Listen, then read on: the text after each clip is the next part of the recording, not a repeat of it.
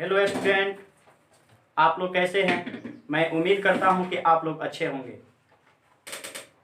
हम इसके पहले वाले वीडियो में लाइट के बारे में पूरी तरह से एक्सप्लेन किए हैं, पूरा लाइट का कॉन्सेप्ट दिए हैं। लेकिन आज के वीडियो में हम लाइट के आगे हम चलेंगे, आपको लेकर के किरण के बारे में चर्चा करेंगे।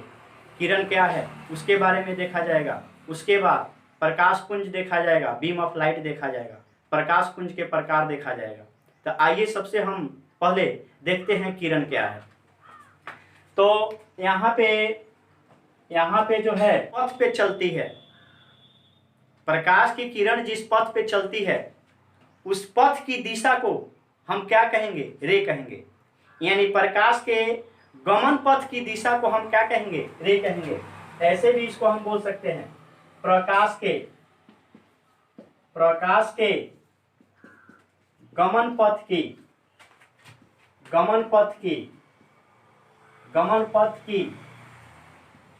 दिशा को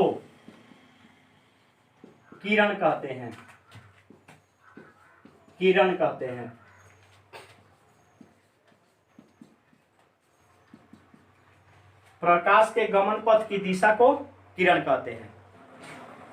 प्रकाश जिस पथ पे चलती है, जिस पथ पे गमन करती है, तो उस गमन पथ की दिशा को हम क्या कहेंगे? किरण कहेंगे। ऐसे भी बोल सकते हैं प्रकाश का किरण प्रकाश के गमन पथ का परिचायक होता है।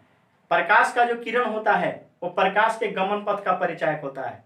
यानी किरण बतलाता है प्रकाश जो है इस दिशा में गमन कर रही है। अब किरण को जो है एरो द्वारा यानी तीर द्वारा हम सूचित करेंगे। ऐसे इसमें एक एंडिंग पॉइंट होगा ए, यहाँ पे क्या है? एरो है, तीर है। तीर द्वारा हम सूचित करते हैं। यह प्रकाशीय ऊर्जा के गमन दिशा को बतलाता है। प्रकाशीय ऊर्जा के क्या बतलाता है? गमन दिशा को बतलाता है। यानी ये जानकारी देता है कि ये जो ऊर्जा जो है, प्रकाशीय ऊर्जा जो है, ये किस दिशा से हमको प्राप्त हो रही है। जैसे हम सूर्य सुबह में पूरब की ओर मुंह करके हम क्या हो जाते हैं? खड़े हो जाते हैं। तो जैसे ही सूर्य से प्रकाश की किरणें आती है तो हमारे शरीर पे आगे वाले भाग पे, मुख पे यानी पूरे फेस पे जैसे ही किरण पड़ती है तो इधर थोड़ा गर्मी महसूस होता है, लेकिन पीछे गर्मी महसूस नहीं होती है। यानी कहने का मतलब है कि किरण जो है इस साइड से आ रही है, प्रकाश जो है इस साइड से आ रही है। तो जिस साइड से आ रही है उसकी ऊर्जा की दिशा को बतला रहा है। तो ऊर्जा की दिशा को बतला रहा है तभी ना हम समझ रहे हैं कि हाँ, यहाँ पे ज्यादा गर्मी हमको महसूस हो रही है। तो ये प्रकाशीय ऊर्जा की गमन दिशा को बतलाता है किरण। तो कोई भी पूछे किरण क्या है तो एक लाइन में बोलना है प्रकाश के गमन पथ की दिशा को हम क्या कहेंगे? किरण कहेंगे। यानी प्रकाश जिस पथ पे गमन करती है उसी दिशा को हम क्या कहेंगे? किरण कहेंगे। किरण जो है प्रकाशीय ऊर्जा की गमन दिशा को बतलाता है, यह प्रकाश के गमन पथ का परिचायक होता है और इसे एरो द्वारा सूचित किया जाता है, जैसे यहाँ पे दिया हुआ है। अब यहाँ पे देखना है beam of light. Beam of light प्रकाश का पुंज, इसको बोलेंगे बीम ऑफ लाइट, प्रकाश का पुंज।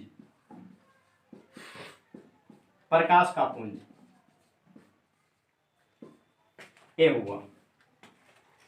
तो प्रकाश किरणों के समूह को, जब प्रकाश की किरणें समूह में चलेगी, यहाँ पे देखिए ये जो है समूह में नहीं है, ईगो किरण है, तो इसको हम किरण कहेंगे।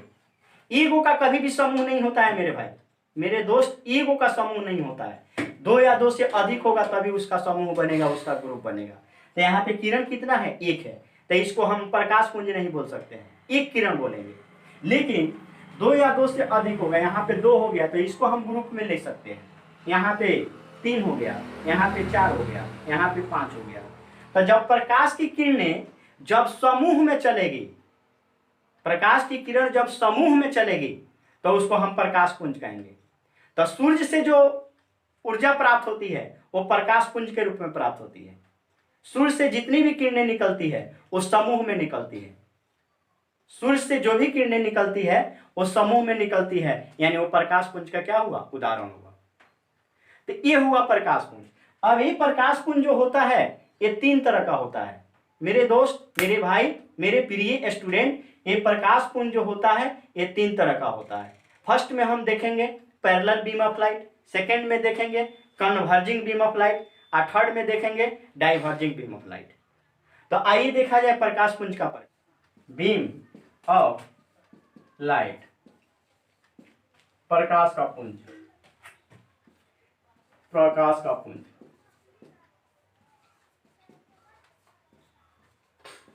प्रकाश का पुंज या प्रकाश पुंज। अब ये बीम ऑफ लाइट जो होता है ये 3 टाइप का होता है।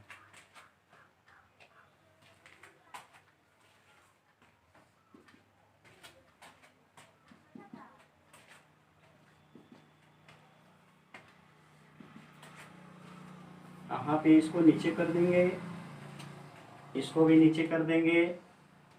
फर्स्ट में हम लिखेंगे parallel beam of light, parallel beam of light.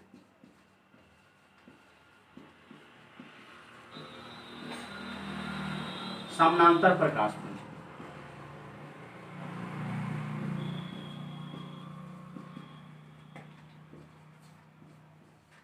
समानांतर प्रकाश पुंज,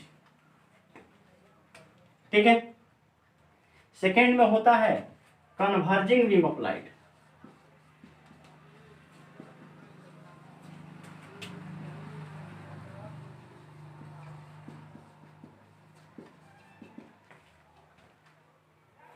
अभिसारी प्रकाश पुंज।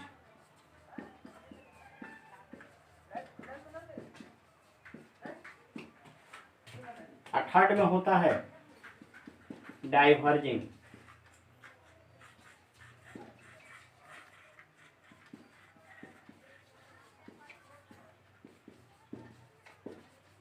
Diverging beam of light of सारी प्रकाश पुंज।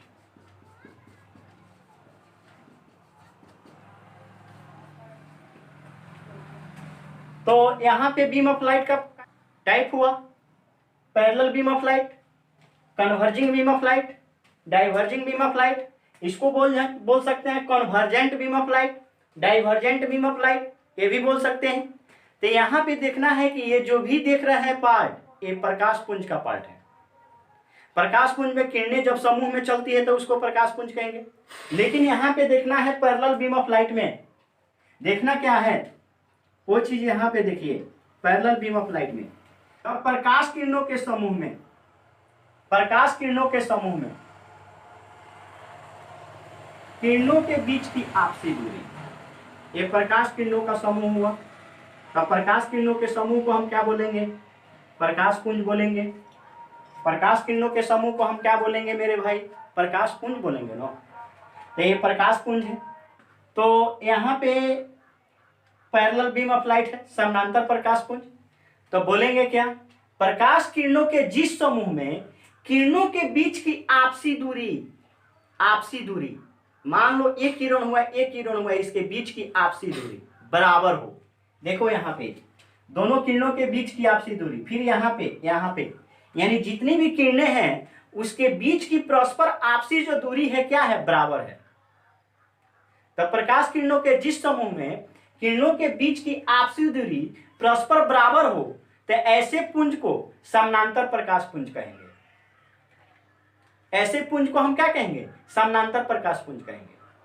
ये चीज हुआ, ये समानांतर प्रकाश पुंज हुआ, यानी इसमें किरणों के बीच की आपसी दूरी क्या होगी? बराबर होगी। तो सूर्य से हमको जो किरणें मिलती है वो समानांतर प्रकाश पुंज के ही रूप में मिलती है। वहां से किरणें जो है निकलती है एक दूसरे के पैरेलल निकलती है, लेकिन एक से अधिक किरणें निकलती है, इसीलिए उसको हम पुंज बोलते हैं। उसको क्या बोलते हैं? पुंज बोलते हैं। तो ये हुआ, सूर्य से जो भी किरणें निकलेगी वो समानांतर प्रकाश पुंज के रूप में मिलेगी। तो इसके उदाहरण में हो जाएगा। लेकिन यहाँ पे देखना है कन्वर्जिंग बीम ऑफ लाइट, अभिसारी प्रकाश पुंज। तो यहाँ पे है प्रकाश किरणों के जिस समूह में किरणों के बीच की आपसी दूरी घटती जाए और अंत में किरणें एक बिंदु पर मिल जाए। प्रकाश किरणों के जिस समूह में किरणों के बीच की आपसी दूरी घटती जाए और अंत में किरणें जो है एक बिंदु पर मिल जाए।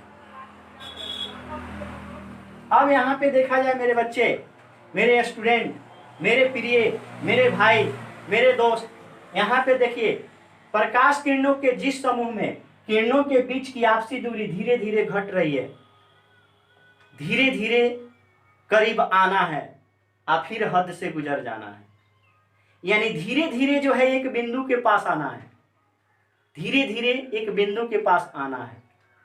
कहाँ आना है? एक बिंदु के पास आना है। तो धीरे धीरे जब एक बिंदु के पास आइएगा दूर से, तो आपके बीच का डिस्टेंस क्या होगा? कम होगा। तो वहीं यहाँ पे है, प्रकाश किरणों के जिस समूह में किरणों के बीच की आपसी दूरी घटती जाए, किरणों के बीच की आपसी दूरी घटती जाए और अंत में किरणें एक बिंदु पर मिल जाए, तो उसे हम अभिसारी प्रकाश पुंज कहेंगे। तो ये जो है अभिसारी प्रकाश पुंज। जैसे उत्तल लेंस से अपवर्तन के कारण, उत्तल लेंस से अपवर्तन की क्रिया अभिसारी प्रकाश पुंज का उदाहरण होगा। जैसे उत्तल लेंस से अपवर्तन होता है तो देखिएगा कभी कभी बच्चा जो है क्या करता है, सामने कागज रख देता है, ऐसे करेगा, सूर्य से आने वाली प्रकाश की किरणें उसमें इंसिडेंस होगी और फिर उसके बाद वो कागज के ऊपर उसको रिफ्लेक्ट कराएगा। और देखिएगा कागज पे जैसे ही एक जगह पर किरणें केंद्रित होगी तो कागज में आग लग जाएगी, क्योंकि वहां पे किरणें जो है सभी की सभी किरणें जैसे ही उस पे आ रही है वो एक बिंदु पे ले जाकर के इकट्ठा कर रहा है, एक बिंदु पे मिला रहा है। तो उत्तल लेंस में प्रकाश की किरणें एक बिंदु पे मिलती है तो उसको हम क्या बोलेंगे? अभिसारी प्रकाश पुंज। तो अभिसारी प्रकाश पुंज का वो उदाहरण हो गया। तो प्रकाश किरणों के जिस समूह में किरणों के बीच की आपसी दूरी घटती जाए और अंत में किरणें एक बिंदु पर मिल जाए तो उसको अभिसारी प्रकाश पुंज कहेंगे। जैसे उत्तल लेंस से अपवर्तन की क्रिया, उत्तल लेंस से यहाँ पे लिख देंगे, जैसे उत्तल लेंस से अपवर्तन की क्रिया,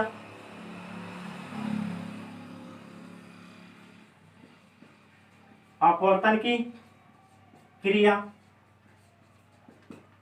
ये हुआ। अब उत्तल लेंस, अब अपवर्तन तो आप पढ़े नहीं है, जस्ट इसके बाद वाला चैप्टर मिलेगा रिफ्लेक्शन ऑफ लाइट। तो यहाँ पे उत्तल लेंस उसमें उसकी चर्चा होगी, लेकिन उत्तल लेंस यहाँ पे देखिए ये हुआ उत्तल लेंस जिसका दोनों सिरा क्या हो? पतला हो, लेकिन बीच का भाग क्या हो? मोटा हो, उत्तल लेंस हुआ। अब इसमें हम एक व्यास दे देते हैं। अब यहाँ पे हम प्रिंसिपल एक्सिस हो गया, प्रधान अक्ष। अब इस पे किरण आपतित होगी, आपतित हो गई, अपवर्तित होगी तो फोकस पे जाकर के मिल जाएगी, फोकस पे मिल गई। फिर यहाँ पे किरण आपतित होगी, अपवर्तित होगी तो कहाँ पे मिलेगी? फोकस पे। देखिए तो यहाँ पे किरणें एक बिंदु पे मिल रही है, फिर यहाँ पे देखिए किरणें एक बिंदु पे मिल रही है। तो ये जो हुआ अभिसारी प्रकाश पुंज का उदाहरण है। उत्तल लेंस से अपवर्तन की क्रिया अभिसारी प्रकाश पुंज का क्या है? उदाहरण है। अब आपको देखना है डाइवर्जेंट या डाइवर्जिंग बीम ऑफ लाइट। तो डाइवर्जेंट बीम ऑफ लाइट क्या होता है? प्रकाश किरणों के जिस समूह में किरणों के बीच की आपसी दूरी, किरणों के बीच की आपसी दूरी बढ़ती जाए, किरणों के बीच की आपसी दूरी बढ़ती जाए और अंत में किरणें एक बिंदु से नहीं मिले। तो यहाँ पे हम अपसारी प्रकाश पुंज देख रहे हैं। प्रकाश किरणों के जिस समूह में किरणों के बीच की आपसी दूरी बढ़ती जाए। यहाँ पे देखिए मेरे भाई, यहाँ पे ध्यान देने की आवश्यकता है। ये प्रकाश किरण हुआ, इसके बीच की आपसी दूरी देखिए तो धीरे धीरे क्या हो रही है? बढ़ रही है। इसमें किरणें जो है एक बिंदु से निकल रही है और किरणों के बीच की आपसी दूरी जो है धीरे धीरे धीरे धीरे धीरे धीरे बढ़ रही है। लेकिन पीछे बढ़ाने पे देखिए तो पीछे बढ़ा रहे हैं, पीछे बढ़ा रहे हैं, पीछे बढ़ा रहे हैं तो किरणें एक बिंदु पे मिल जा रही है।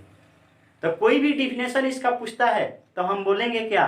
प्रकाश किरणों के जिस समूह में किरणों के बीच की आपसी दूरी बढ़ती जाए और अंत में किरणें एक बिंदु से नहीं मिले।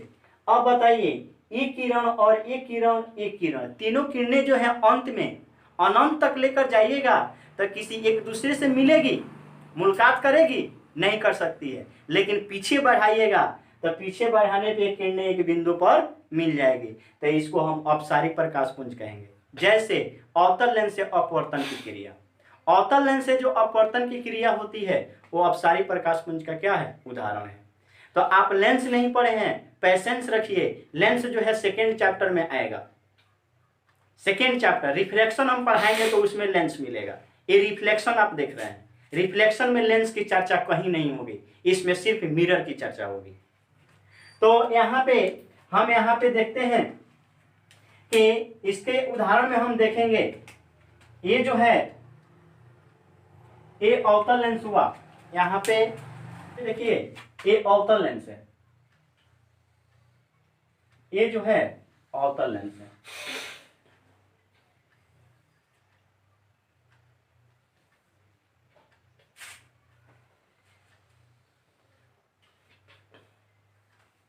अब लेंस के बारे में आपको ज्यादा जानना नहीं है, यहाँ पे सिर्फ हम उदाहरण में इसको हम प्रस्तुत कर रहे हैं। जब लेंस पॉइंट आएगा तो इस पे जम कर का क्लास होगा, पूरी कहानी इसकी स्टोरी जो है आपके माइंड में उतर जाएगी। यहाँ पे सिर्फ देखना है कि इसका दोनों सिरा जो है क्या है, चौड़ा है, ऊपर वाला भी नीचे वाला भी, लेकिन बीच का भाग क्या है, पतला है, तो उसको हम अवतल लेंस कहेंगे। अब प्रकाश की किरणें इस पे क्या होगी, आपतित होगी।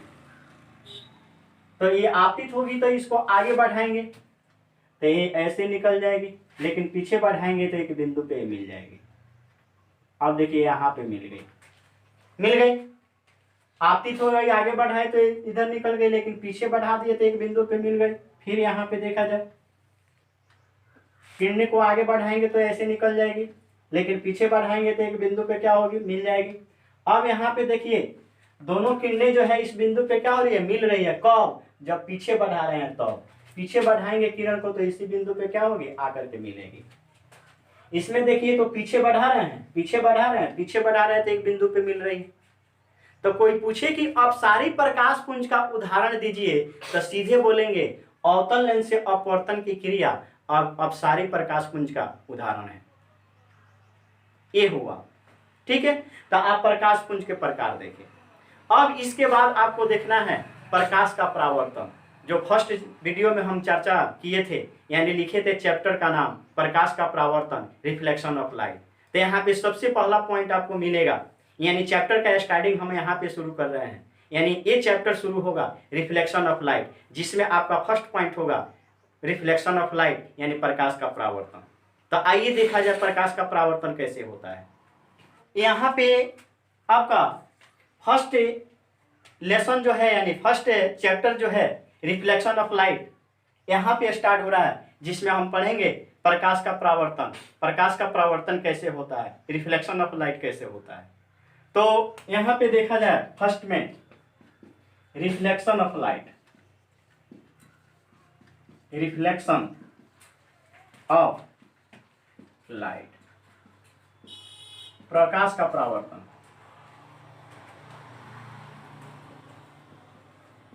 प्रकाश का परावर्तन, ये हुआ रिफ्लेक्शन ऑफ लाइट।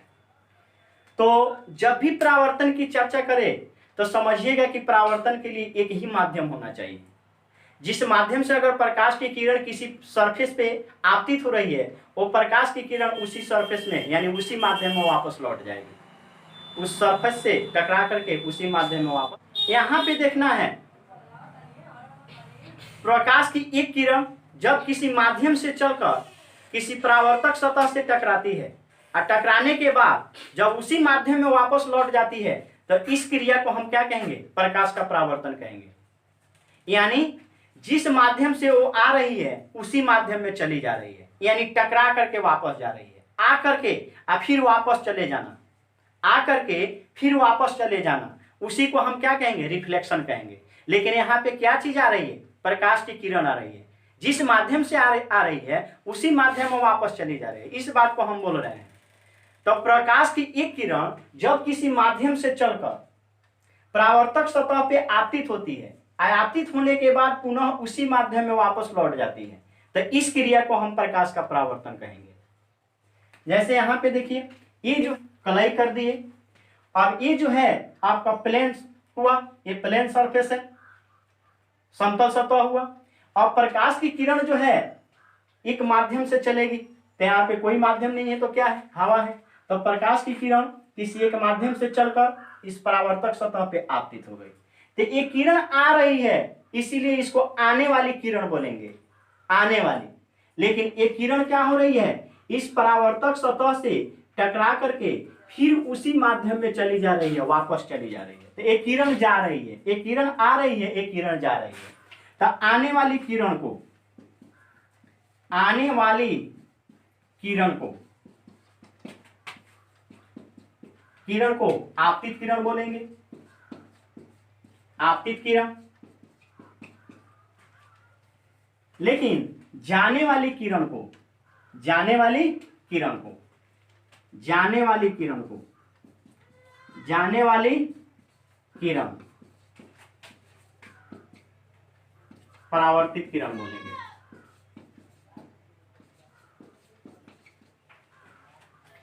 तो एक किरण आ रही है, इस किरण का नामकरण कर देते हैं। तो यहां पे पीएम किरण हुआ। ये क्या हुआ, आ रही है, आने वाली किरण, आपतित किरण। तो इसको हम क्या बोलेंगे, आपतित किरण। लेकिन एक किरण जा रही है, जाने वाली किरण, तो इसको क्या बोलेंगे, परावर्तित किरण। इसको बोला जाता है इंसिडेंस रे।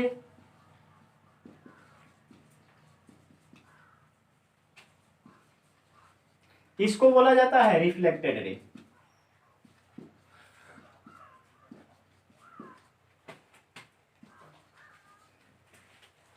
इसको हम बोलेंगे प्लेन मिरर, प्लेन मिरर।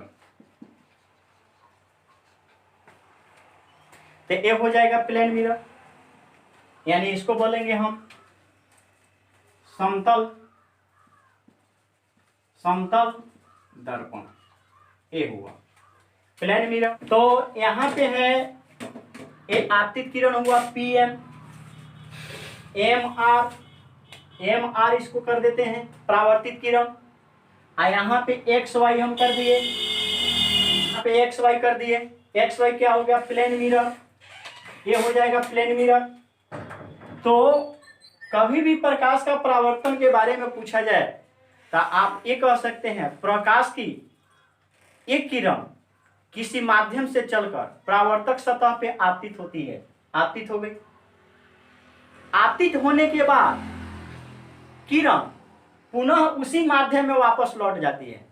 तो इस तरह, इस प्रकार किरण को अपने पूर्व माध्यम में वापस लौट जाने की क्रिया, जिस माध्यम से आ रही है उसी माध्यम में चली जा रही है। तो इस क्रिया को हम प्रकाश का परावर्तन कहेंगे। ये हुआ प्रकाश का परावर्तन। प्रकाश के परावर्तन में प्रकाश की किरणें किसी माध्यम से किसी परावर्तक सतह पे आपतित होती है। आपतित होने के बाद वो जिस माध्यम से आती है उसी माध्यम में वापस चली जाती है। इसी क्रिया को हम प्रकाश का परावर्तन कहेंगे। अब यहां पे दिख रहा है, यानी कहने का मतलब है कि कभी कभी आप लोग ऐसे करते हैं, धीरे धीरे प्यार को बढ़ाना है। तो यहाँ पे धीरे धीरे किरण जो है समतल दर्पण पे आ रही है, हद से गुजर जाना है। लेकिन समतल दर्पण पे आपतित होने के बाद किरण जो है फिर अपने पूर्व माध्यम में वापस लौट जा रही है। तो धीरे धीरे आपतित किरण को समतल दर्पण पे आना है और फिर अपने माध्यम, पूर्व माध्यम में वापस लौट जाना है। धीरे धीरे आपतित किरण को समतल दर्पण पे आना है और फिर अपने पूर्व माध्यम में वापस लौट जाना है। ये चीज है इसमें, यानी आ रही है और टकरा करके फिर वापस चली जा रही है, उसी को हम परावर्तन कहेंगे। तो आने वाली किरण को इंसिडेंस रे, जाने वाली किरण को रिफ्लेक्टेड रे। ये एक्स वाई क्या हुआ, प्लेन मिरर, समतल दर्पण। तो अब देखा जाएगा टाइप्स ऑफ रिफ्लेक्शन, रिफ्लेक्शन के प्रकार। तो आइए हम रिफ्लेक्शन के प्रकार देखते हैं। यहाँ पे ये टाइप्स ऑफ रिफ्लेक्शन दो तरह का होता है। एक होता है रेगुलर रिफ्लेक्शन, रेगुलर रिफ्लेक्शन, नियमित परावर्तन, नियमित परावर्तन।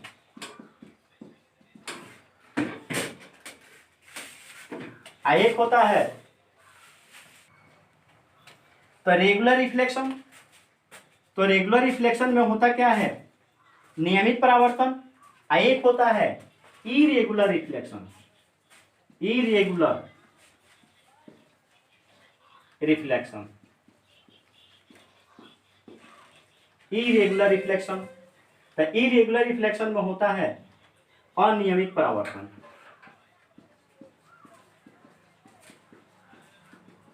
अनियमित परावर्तन, ये चीज देखना है।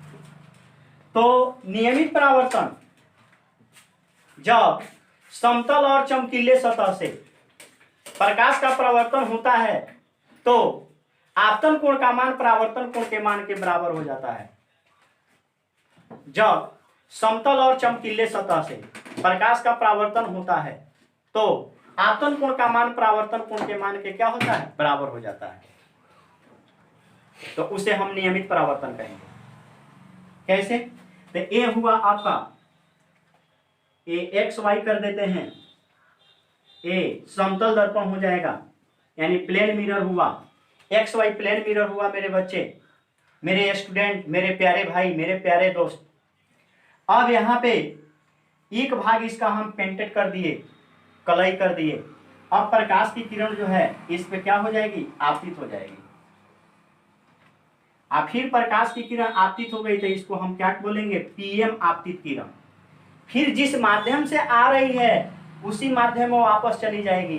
धीरे धीरे आपतित किरण को समतल दर्पण पे आना है, हद से फिर गुजर जाना है, यानी अपने माध्यम में वापस लौट जाना है। अपने माध्यम में क्या हो जाना है, वापस लौट जाना है। तो ये अपने पूर्व माध्यम में वापस चली जाएगी। तो पूर्व माध्यम में वापस चली गई तो इसको बोलेंगे एम आर। तो ये आपतित किरण हुई, ये परावर्तित किरण हुई। अब इस पे हम एक अभिलंब दे देते हैं, ये हुआ एम एन अभिलंब हुआ। तो इसको बोलेंगे आपतित किरण, ये तो आप जानते हैं। इसको बोलेंगे परावर्तित किरण, इसको बोलेंगे समतल दर्पण, समतल दर्पण। आइए हो जाएगा अभिलंब, अभिलंब। तो इसको इंग्लिश में बोला जाता है incidence ray, reflected ray, plane mirror, normal. इसको नॉर्मल हम पॉइंट बोलेंगे एम को। तो अब यहाँ पे होता क्या है, रेगुलर रिफ्लेक्शन में, नियमित परावर्तन में, ये तो समतल है, चिकना है, चमकीला है, सुंदर है, स्मार्ट है। एक सतह इसका चिकना है, चमकीला है, सुंदर है, स्मार्ट है। तो जब प्रकाश का परावर्तन चिकने और चमकीले सतह से हो, समतल सतह से हो, तो उस स्थिति में आपतन कोण का मान परावर्तन कोण के मान के बराबर हो जाता है। तो जब आपतन कोण का मान परावर्तन कोण के मान के बराबर हो जाए मेरे भाई, तो हम नियमित परावर्तन कहेंगे। नियमित परावर्तन में ही आपतन कोण का मान परावर्तन कोण के मान के बराबर होता है। चूंकि वहां पे वो कैसे सतह से परावर्तित होती है किरणें आपतित होने के बाद, तो समतल सतह से। जब भी समतल सतह से परावर्तन हो, चिकनी सतह से परावर्तन हो, परावर्तक सतह से प्रकाश का परावर्तन हो, तो नियमित परावर्तन होगा। तो इस ब्रह्मांड में जितने भी दर्पण है, दर्पण आगे मिलेगा। दर्पण दो तरह का होता है, एक गोलीय दर्पण, एक समतल दर्पण। अब गोलीय दर्पण दो तरह का होता है, अवतल दर्पण, उत्तल दर्पण। ये मत कहना कि दर्पण दो तरह का होता है, अवतल उत्तल, जी नहीं। गोलीय दर्पण का ये प्रकार है। तो दर्पण में जब भी कहें तो समतल दर्पण भी हुआ, गोलीय दर्पण भी हुआ। गोलीय दर्पण में अवतल उत्तल जितने भी दर्पण हैं सभी से नियमित परावर्तन होगा, क्योंकि उसका परावर्तक सतह क्या होता है, चिकना होता है, चमकीला होता है। तो यहाँ पे परावर्तक सतह क्या है, चिकना है, चमकीला है। अतः यहाँ से कैसा परावर्तन होगा, नियमित। ये कैसे जानेंगे, जब आपतन कोण का मान परावर्तन कोण के मान के बराबर होगा। तो सबसे पहले जानेंगे आपतन को। तो आपतित किरण और अभिलंब के बीच जो कोण बनेगा उसको आपतन कोण आई से लिखेंगे। आपतित किरण और अभिलंब के बीच जो कोण बनेगा उसको आपतन कोण क्या बोलेंगे, आई। परावर्तित किरण और अभिलंब के बीच जो कोण बनेगा उसको परावर्तन कोण हम बोलेंगे, आर। तो इसको बोला जाता है angle of incidence, angle of reflection, angle of reflection, angle of incidence. तो इसको बोला जाएगा आपतन का कोण, इसको बोला जाएगा परावर्तन का कोण। तो यहाँ पे देखा जाए पॉइंट बनता है आपतन का कोण, आपतन का कोण, तो आपतन का कोण angle of incidence, angle of incidence. तो इसमें होगा क्या, आपतन कोण में आपतित किरण, आपतित किरण क्या है पीएम, अविलंब क्या है एम, इसके बीच जो कोण बनेगा वो क्या हो जाएगा आपतन कोण। तो हम क्या लिखेंगे इसको, P M N, P M N, ये क्या हो गया आपतन कोण हुआ। अब यहां पे लिखेंगे आपतन कोण क्या है आई, उसके बाद परावर्तन कोण एम एन एम आर, परावर्तन कोण, परावर्तन का कोण, तो इसको बोलेंगे angle of reflection, angle of reflection, angle of reflection. तो एंगल ऑफ रिफ्लेक्शन यानी क्या हो जाएगा एन एम आर, क्या हो जाएगा आर हो जाएगा। तो आप जान गए इसमें आपतन का कोण परावर्तन का कोण, इसको आपतन का कोण, इसको परावर्तन का कोण। अब यहाँ पे रेगुलर रिफ्लेक्शन है मेरे दोस्त, तो रेगुलर रिफ्लेक्शन में हम आपको क्या बतला रहे हैं, आपतन कोण का मान जो होगा आई वो परावर्तन कोण के मान आर के बराबर होगा। तो यहाँ पे आपतन कोण का मान जो आई होगा परावर्तन कोण आर के क्या होगा, परावर्तन कोण के मान आर के क्या होगा बराबर होगा। आई जो होगा किसके बराबर होगा, आई यहाँ पे किसके बराबर होगा, आई आर के बराबर होगा। तो जब आई आर के बराबर हो, जब आई आर के बराबर हो मेरे भाई, तो कौन सा रिफ्लेक्शन होगा, रेगुलर रिफ्लेक्शन होगा, नियमित परावर्तन होगा। क्यों, नियमित परावर्तन में ही आपतन कोण का मान परावर्तन कोण के मान के क्या होता है बराबर होता है। जैसे समतल दर्पण से परावर्तन की क्रिया नियमित परावर्तन है, दर्पण से परावर्तन की क्रिया नियमित परावर्तन का उदाहरण है। तो आप नियमित परावर्तन जाने, अब हमको देखना है अनियमित परावर्तन। तो आइए देखें अनियमित परावर्तन क्या है, इरेगुलर रिफ्लेक्शन क्या। तो यहाँ पे देखेंगे इरेगुलर रिफ्लेक्शन,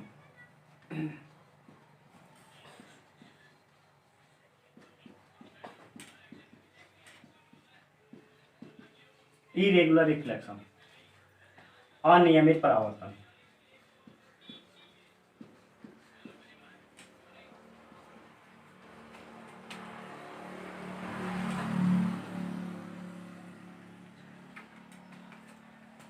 इरेगुलर रिफ्लेक्शन अनियमित परावर्तन, ये चीज देखना है।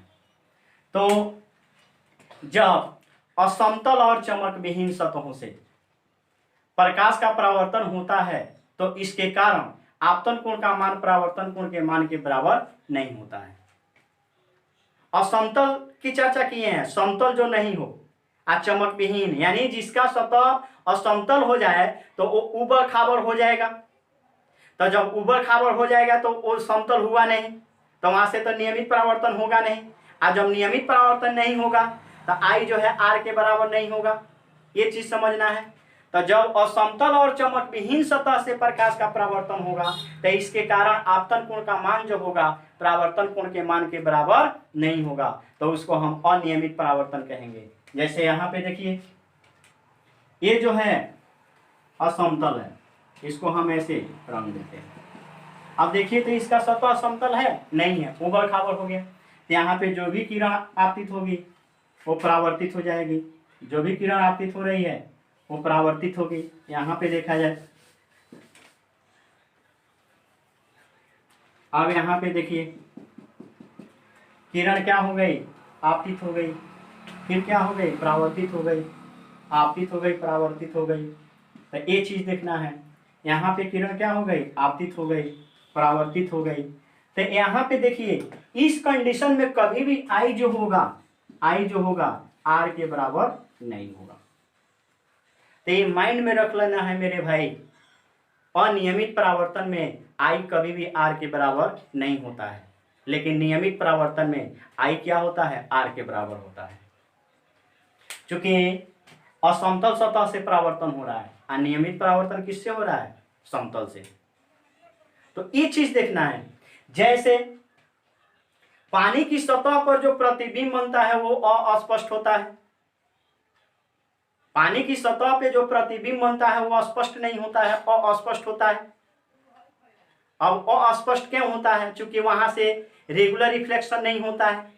रेगुलर रिफ्लेक्शन होता तो उसका प्रतिबिंब स्पष्ट बनता। अब रेगुलर क्यों नहीं होता है? तो वो बिल्कुल रूप से प्लेन नहीं है। बिल्कुल रूप से क्या है? प्लेन नहीं है।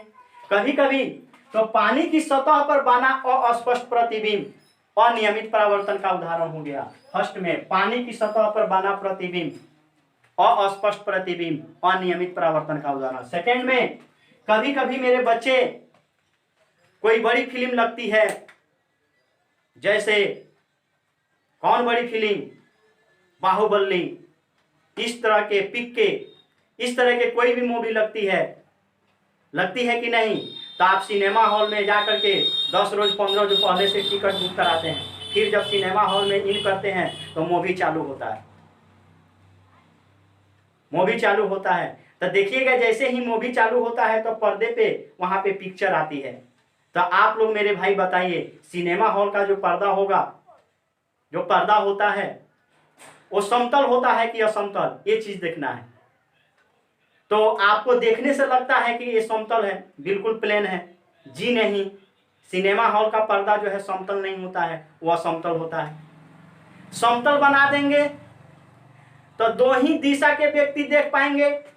समतल में अगर बना देते हैं, सिनेमा हॉल का पर्दा अगर समतल बना देते हैं तो इसमें नियमित परावर्तन होगा। प्रकाश की किरण जिस माध्यम से आ रही है उसी माध्यम में वापस चली जा रही है, तो इस माध्यम में जो भी व्यक्ति बैठा रहेगा वही देख सकता है पिक्चर को। बाकी लोग पैसा नहीं देते हैं क्या? देते हैं कि नहीं देते हैं? तो सिनेमा हॉल का पर्दा जब हम समतल बना देंगे तो जिस माध्यम से प्रकाश की किरण आ रही है उसी माध्यम में वापस चली जाएगी। तो दो ही व्यक्ति जिस माध्यम में जा रही है, टकरा करके, पर्दे से टकरा करके जा रही है, यानी इस माध्यम में, तो इसी माध्यम का व्यक्ति उस इमेज को देख पाएगा। बाकी इधर जितने भी लोग बैठे हुए हैं, इधर अगल बगल में, इधर अगल बगल में, क्या ये लोग पैसा नहीं दिए हैं मेरे भाई? बेचैन हो जाएंगे ये लोग, सिनेमा हॉल के पर्दे को सही कर देंगे। ये चीज देखना है। तो सिनेमा हॉल का जो पर्दा होता है असमतल होता है। अतः ये भी हम बोल सकते हैं सिनेमा हॉल के पर्दे से परावर्तन की जो क्रिया है अनियमित परावर्तन का उदाहरण है। तो यहां तक आप देखें, फिर हम आगे चर्चा करेंगे। इसके बाद वाले वीडियो में हम आपको चर्चा